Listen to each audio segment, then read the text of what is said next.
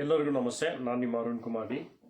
ಇಂದು ಮಾಹಿತಿ ಮುಖ್ಯಮಂತ್ರಿಗಳ 1 ಲಕ್ಷದ ಬಹುಮಾನ ಯೋಜನೆ.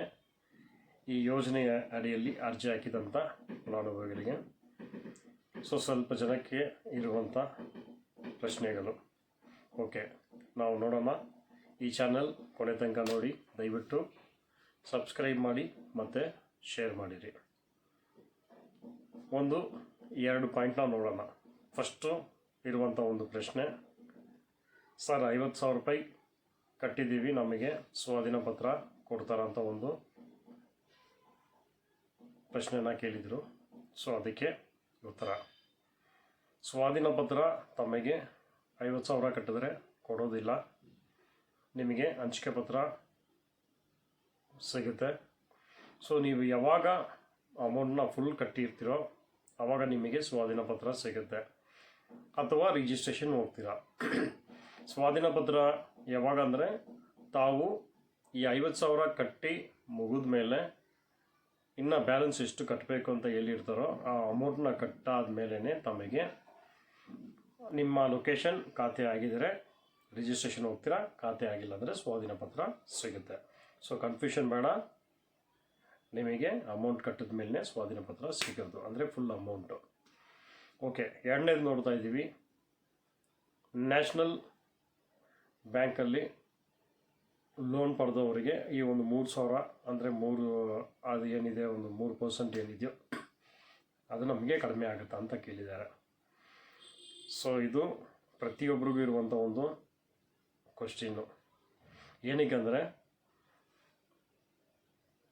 ನಮ್ಮ ಒಂದು ಡಿಮ್ಯಾಂಡ್ ಏನಿತ್ತಂದರೆ, ದಯವಿಟ್ಟು ಆ ಅಮೌಂಟ್ ಏನಿದೆಯೋ ಜನರು ಕಟ್ಟುವಂಥ ರೀತಿಯಲ್ಲಿ ಅನುಕೂಲವಾಗಿ ಇರಬೇಕಂತಲೇ ನಮ್ಮ ಒಂದು ಲೆಟ್ರೆಲ್ಲ ಸ್ಟಾರ್ಟಿಂಗೆಲ್ಲ ನೋಡಿರ್ಬೋದು ಫಾರ್ವರ್ಡ್ ಮಾಡ್ತಾ ಇದ್ದಿದ್ದು. ನಾವು ರಿಕ್ವೆಸ್ಟ್ ಲೆಟ್ರನ್ನೆಲ್ಲ. ಅದೇ ರೀತಿಯಲ್ಲಿ ಇವಾಗ ಈ NBFC ಅಂದರೆ ಇವಾಗ ಫೈನಾನ್ಷಿಯಲ್ ಯಾರ್ಯಾರು ಮಾಡ್ತಾಯಿದ್ದಾರೋ, ಹೋಮ್ ಲೋನ್ ಅಂತ ಮಾಡ್ತಾಯಿದ್ದಾರೋ ಅವರಿಗೆ ನನ್ನ ಪ್ರಕಾರ 100% ಸಿಗುತ್ತೆ. ಅದು ಯಾವಾಗ ಸಿಗ್ಬೋದು ಅಂದರೆ, ಈ ತಿಂಗಳು ಅಥವಾ ನೆಕ್ಸ್ಟ್ ತಿಂಗಳು ಒಳಗಡೆ ಇದು ನಮಗೆ ಸಿಗುತ್ತೆ. ಬಟ್ ಇದರಲ್ಲಿ ಇನ್ನೊಂದು ಎಕ್ಸಾಂಪಲ್ ನೋಡ್ಕೊಳ್ಳಿ. ಒಂದು ನ್ಯಾಷನಲ್ ಬ್ಯಾಂಕಲ್ಲಿ 4,600 ರೂಪಾಯಿ EMI ಕಟ್ಟುವಂಥ ವ್ಯಕ್ತಿಗಳು ಇದ್ದಾರೆ, 8,000 ರೂಪಾಯಿ ಕಟ್ಟೋರು ಇದ್ದಾರೆ. ಮತ್ತು ಈ ಕಡೆ ಈ ಫೈನಾನ್ಷಿಯಲ್ ಅಂತ ಬರಬೇಕಾದ್ರೆ 10,000 ರೂಪಾಯಿ ರೇಟ್ ಆಫ್ ಇಂಟ್ರೆಸ್ಟು ಇಲ್ಲಿಗೆ ಜಾಸ್ತಿ ಇದಾಗ್ತಾ ಇರೋದ್ರಿಂದ ಇದನ್ನು ಈಕ್ವಲ್ ಮಾಡೋಕ್ಕೆ ಮುಂದೆ ಬರ್ತಾ ಇರೋದು.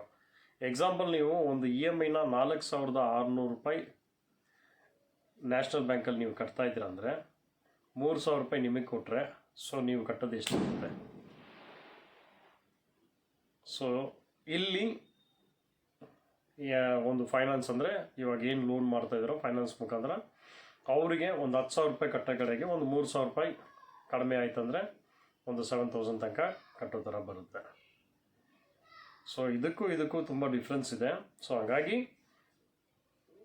ಅಲ್ಲಿ ಇರುವಂಥ ಉದ್ದೇಶ ಒಂದೇ, ಫೈನಾನ್ಸಲ್ಲಿ ಜಾಸ್ತಿ ಅಂದರೆ ಇವಾಗ ಏನು ಪ್ರೈವೇಟ್ ಲಿಮಿಟೆಡ್ ಫೈನಾನ್ಸಲ್ಲಿ ಏನು ಕೊಡ್ತಾಯಿದ್ರೋ ಆ ಅಮೌಂಟು ಜಾಸ್ತಿ ಇರೋದನ್ನು ಈ ನ್ಯಾಷನಲ್ ಬ್ಯಾಂಕಲ್ಲಿ ಕೊಡುವಂಥ ರೀತಿಯಲ್ಲಿ ಈಕ್ವಲ್ ಮಾಡಬೇಕಂತಲೇ ಈ ಒಂದು ಉದ್ದೇಶ ಇರೋದು. ಹಾಗಾಗಿ ಈ ನ್ಯಾಷನಲ್ ಬ್ಯಾಂಕಿಗೂ ಇಲ್ಲ NBFC ಈ ಒಂದು ಫೈನಾನ್ಸಲ್ಲಿ ಏನಿದೆಯೋ ಅದನ್ನು ತಗೊಳ್ಳೋವರೆಗೂ ತುಂಬ ಡಿಫ್ರೆನ್ಸ್ ಇರುತ್ತೆ. ಇದನ್ನು ಕಾಯ್ದು ನೋಡೋಣ. ಆಲ್ಮೋಸ್ಟು ನನ್ನ ಪ್ರಕಾರ ಹೋಮ್ ಲೋನಲ್ಲಿ ತೊಗೊಂಡಿದ್ದಂಥ ಈ ಒಂದು ಫೈನಾನ್ಷಿಯಲಲ್ಲಿ ಹೋಮ್ ಲೋನ್ ಮುಖಾಂತರ ಅದು ಕೂಡ ಇವಾಗ ಬೇರೆ ಇದು ತೊಗೊಂಡಿದ್ದಾರೆ, ಅದು ಆಗುತ್ತಾ ಅಂತ ನೋಡಿದ್ರೆ ಆ ಥರ ಯಾವುದೂ ಆಗಲ್ಲ. ಎಕ್ಸಾಂಪಲ್, ಇವಾಗ ಜುವೆಲ್ಸ್ ಲೋನ್ನ ಹಾಕಿ ನಾವು ಕಟ್ಟಿರ್ತೀವಿ, ಅದೆಲ್ಲ ಇದರಲ್ಲಿ ಎಲಿಜಿಬಲ್ ಆಗುತ್ತೆ ಅಂತ ನೋಡಿದ್ರೆ ಇವಾಗ ತನಕ ಅದು ಯಾವುದೂ ಎಲಿಜಿಬಲ್ ಇಲ್ಲ. ಬಟ್ ಅದನ್ನು ಕೂಡ ಸ್ವಲ್ಪ ಮಾಡಿಕೊಟ್ರೆ ಚೆನ್ನಾಗಿರುತ್ತೆ ಅಂತ ಕೇಳಿದ್ದೀವಿ, ನೋಡೋಣ. ಇವಾಗ ಅರ್ಥ ಆಗಿರುತ್ತೆ. ನ್ಯಾಷನಲ್ ಬ್ಯಾಂಕಲ್ಲೂ ಈ ಒಂದು ಫೈನಾನ್ಸಲ್ಲೂ ಇವಾಗೇನು ಹೋಮ್ ಲೋನು ಆದರೆ ಡಿಫ್ರೆನ್ಸ್ ಮೇಲೆ ತಮಗಿದಾಗುತ್ತೆ. ದಯವಿಟ್ಟು ಈ ಚಾನಲ್ ಸಬ್ಸ್ಕ್ರೈಬ್ ಮಾಡಿ ಮತ್ತು ಶೇರ್ ಮಾಡಿರಿ. ನಿಮಗೇನಾದರೂ ಗೊತ್ತಿತ್ತಂದರೆ ಕಮೆಂಟ್ಸಲ್ಲಿ ತಿಳಿಸಿ, ಎಲ್ಲರೂ ತಿಳ್ಕೊಳ್ಳಿ. ಧನ್ಯವಾದ.